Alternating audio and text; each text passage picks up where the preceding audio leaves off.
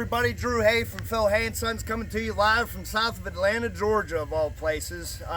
Most of you that watch us know we're from up in Pennsylvania, just north of Pittsburgh. We're building a big lake here, and we're getting a lot of questions about pond sediment.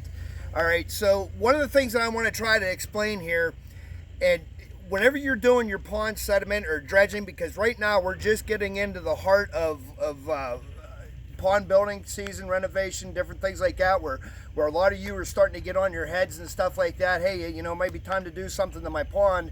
And we get so many questions from the country, all around the country and stuff, as far as your mud and your pond sediment.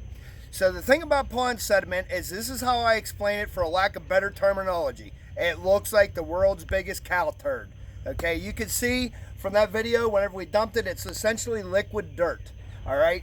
Now the thing about pond sediments, it's usually loaded with nutrients. It's typically a little bit sour depending on what part of the country you're from. And the thing is what I tell a lot of people is, you can take your pond sediment and it becomes great topsoil because of the nutrient load that's in it. All right. Depending on where you're at as to whether or not it's considered a commodity or not, where you can possibly resell it. Okay.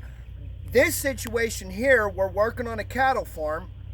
And what we're going to do is we have a logger that's clearing 16 acres in front of us, okay, and there's very little topsoil here on site, what I'm standing on right now, okay. So what we're going to do is we're going to take this stuff, dump it, and work the whole site so that they get a nice layer of topsoil. Now they're going to have to lime it because, like I said, it's usually a little bit sour, okay. Now pond sediment can take up to a full year to dry before it can be graded. But whenever it's done, it's essentially rock-free, because it's all sediment load and organic matter that'll take and biodegrade in here and make this just very, very rich topsoil. But whenever it's done, this will be smooth that they can turn this into an alfalfa field. So I appreciate you watching. I hope that explains a little bit. It's very expensive to do this sometimes, depending on the situation. The best thing is to be able to dispose of it close to the site that you're working on.